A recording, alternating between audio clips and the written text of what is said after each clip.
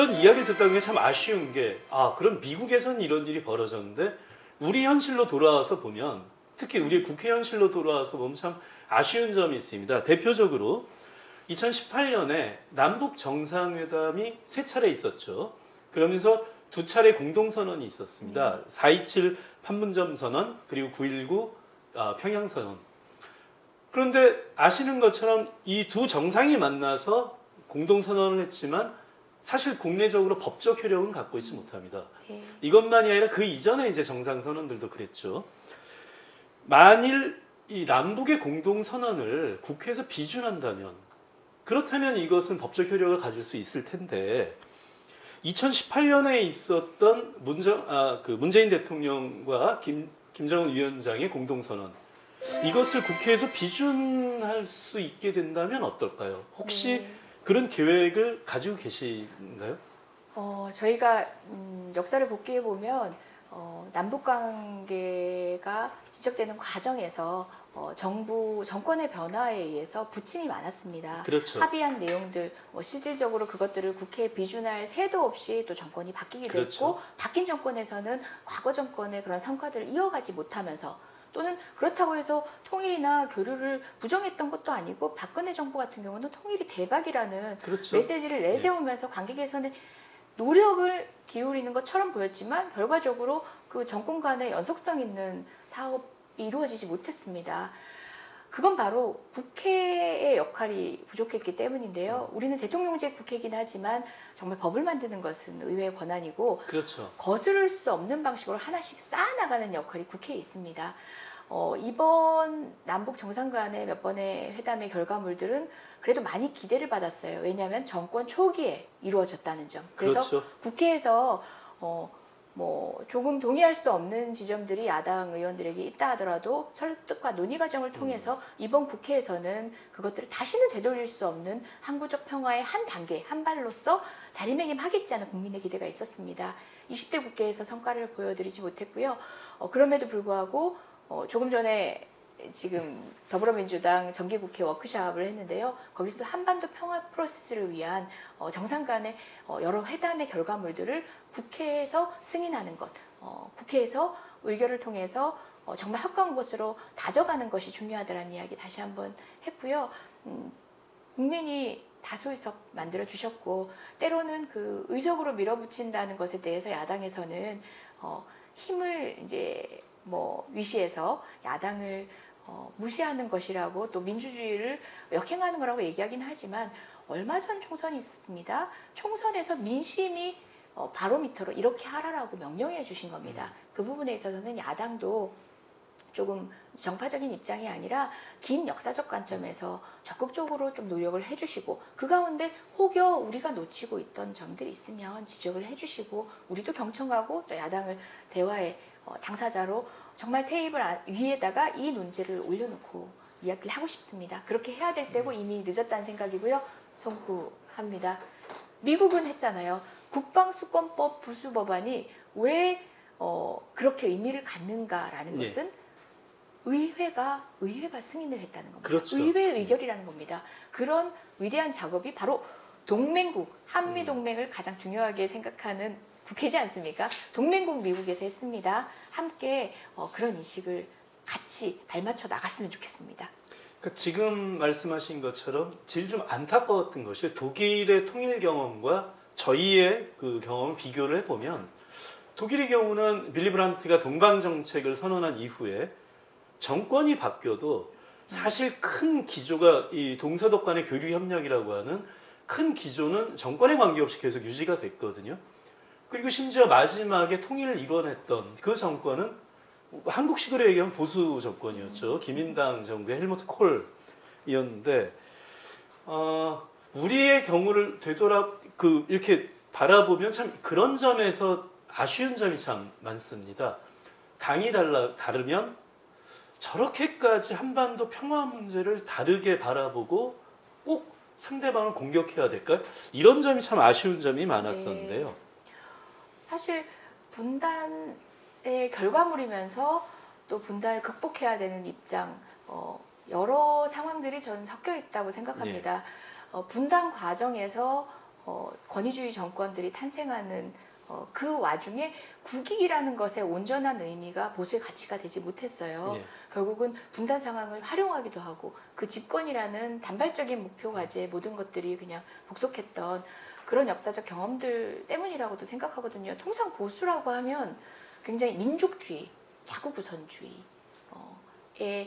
가치들을 가지고 있는데 우리나라는 조금 달라요. 오히려 민족주의적 관점에서만 뭐 통일을 이야기하는 보수와 또 세계 시민적 관점에서 그것을 교정하려는 진보가 있어야 조금 더 보편적인 형국인데 우리나라는 유독 통일이나 한민족의 운명, 우리나라의 평화가 목표가 아니라 한미동맹을 그 위에 올려놨다라는 느낌이 들어요. 한미동맹은 너무나 중요하고 우리가 지켜온 가치지만 그것이야말로 목표가 따로 있는 거거든요. 한미동맹이 목표가 아니라 한미동맹은 양국의 이익을 극대화하고 세계 평화를 유지하기 위한 수단으로 그렇죠. 정권이 활용하는 건데 흡사 모든 것을 다 내몰리는 최후의 가지로 바라보고 있는 우리 보수야당의 인식은 저는 좀 더 긴 시간이 필요하더라도 토론도 하고 솔직하게 드러내놓고 얘기를 한번 해보고 싶습니다. 어제도 제가 대정부 질문을 하면서 그 말씀을 언급드렸는데도 불구하고 단 한 번도 우리 보수야당 정치인분들한테 그 이야기에 대한 솔직한 말, 한미동맹에 대한 본인의 인식이 대체 어디서부터 기인되고 어디까지로 보고 있고 무엇을 위한 전략인지에 대한 얘기를 전 들어본 적이 없는 것 같아요.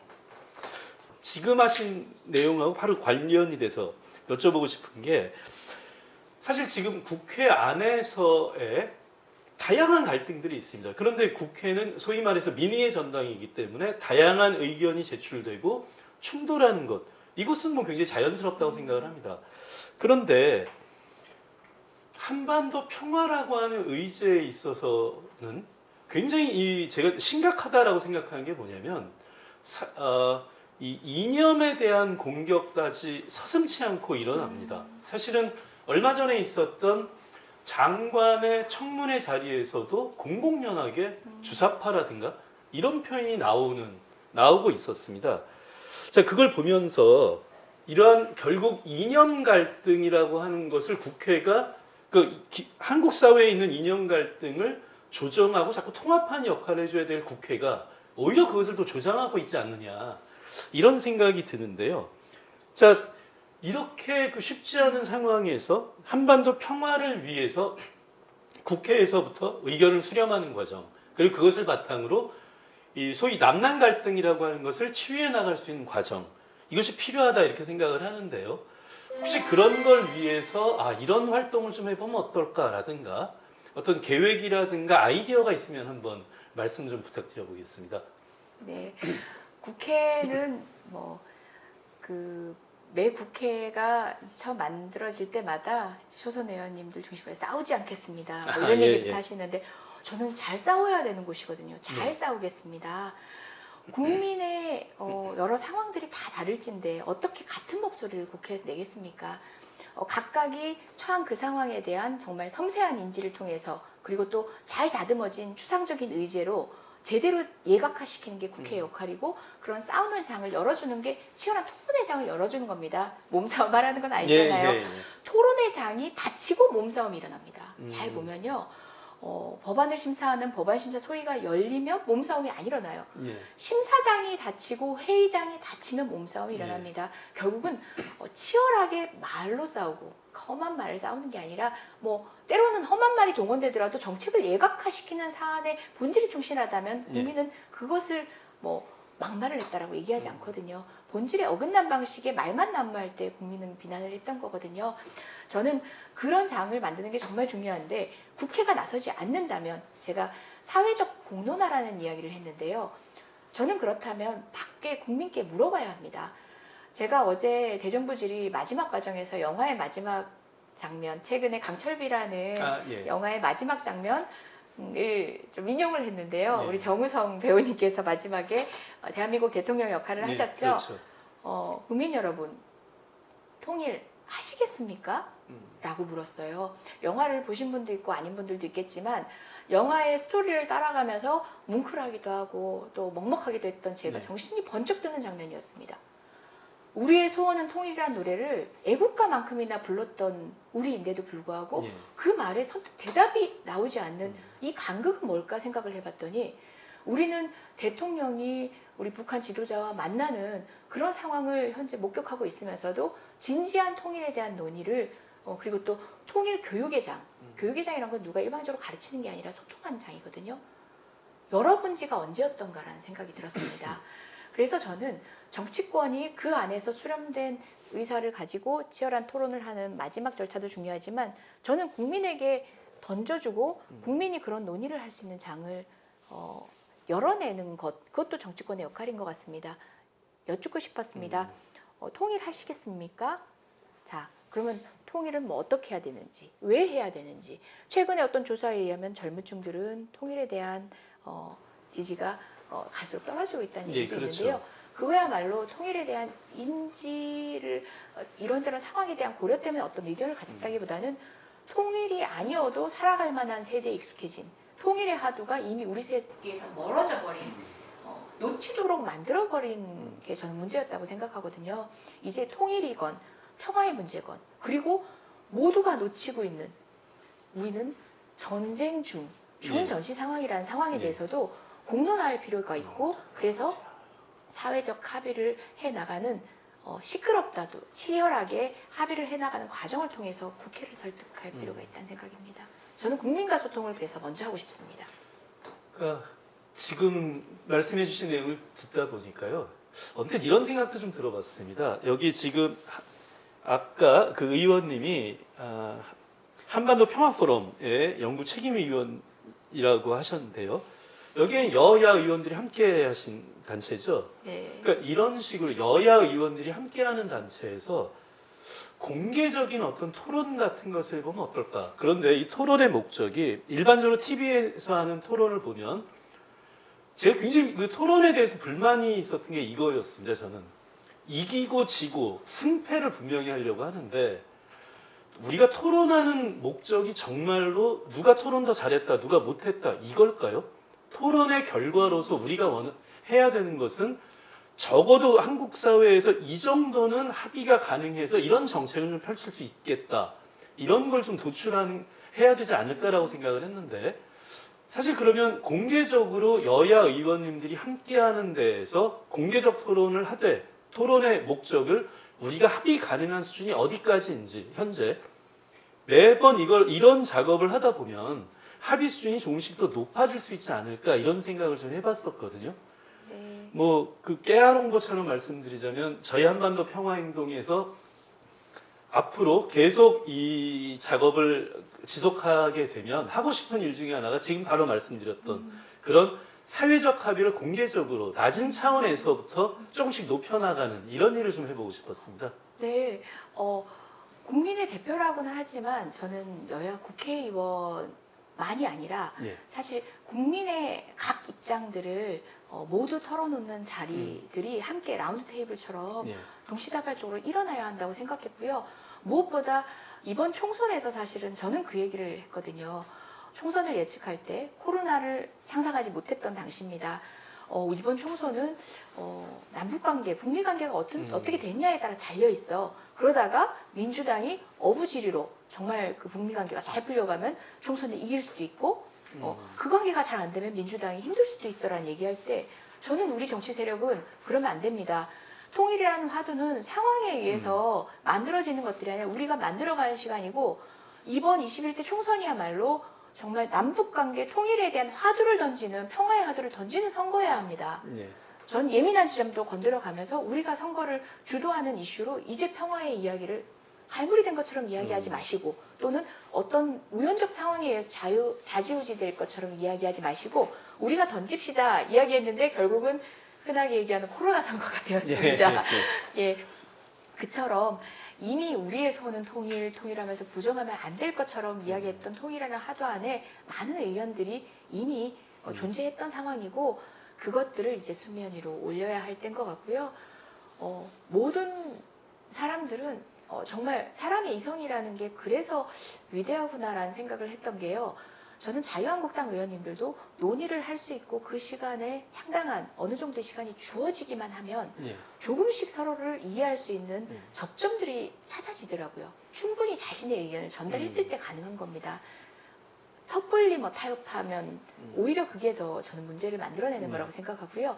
여야 원내대표나 당대표 간 악수하고 사인한다고 되는 것들이 아니라 예. 이것이야말로 치열한 토론을 통해서 때로는 논박 과정에서의 얼굴 찌푸림이 있더라도 각오해야 될 일이라고 보고요. 최근에 경험한 건데 지성호 의원님이 저희 외통위 야당 의원님이시고 또 이제 행보나 여러 면에 있어서 다들 이재정과 지성호가 격돌하면 어떨까 이런 상상들 많이 하시고 이제 예. 빤한 방식의 그림을 그리실지 모르겠지만 얼마 전 법안 소위에서는 저는 지성호 의원님이 내신 법안을 편견 없이 바라봤고요. 지성호 의원님도 본인의 법안을 설명하기 위해서 굉장히 노력을 하셨어요. 예. 그 과정에서 되려 제가 그 법안 통과를 위해서 수정해야 될 점, 보완돼야 될 점들을 말씀을 드렸거든요. 예. 그건 서로가 정파적 입장을 버리고 정말 정치를 이런 면에서 개선시키고 싶었고 이 문제가 중요하다는 얘기를 솔직하게 고려를 하면 일부의 지점들은 다른 시각일 수 있지만 예. 접점을 찾아 나갈 수 있거든요. 그래서 우리 정치에 대해서도 그런 기대 좀 해주셨으면 좋겠어요. 싸워라. 예. 잘 싸워라. 그리고 국민들도 국론이 분열되니까 그런 이슈 꺼내지 마세요가 아니라 자극하는 방식의 그런 태도는 비난하되 이슈를 가지고 우리가 진지하게 논의할 수 있는 장들을 열어뒀으면 좋겠습니다. 우리 함께 하시면 좋겠어요. 예. 지금 말씀하신 게 사실 한국 사회에서 가장 필요한 것이 아닐까 이런 생각을 했습니다. 비단 한반도 평화의 의제만이 아니라 다른 의제의 경우도 나와 다른 의견을 정말로 듣고 내가 나와 다른 의견을 갖고 있는 사람을 설득하려고 하고 설득이죠. 근데 설득을 하기 위해서는 왜 내 주장이 맞는지에 대한 논증 과정이 또 있어야 되고요.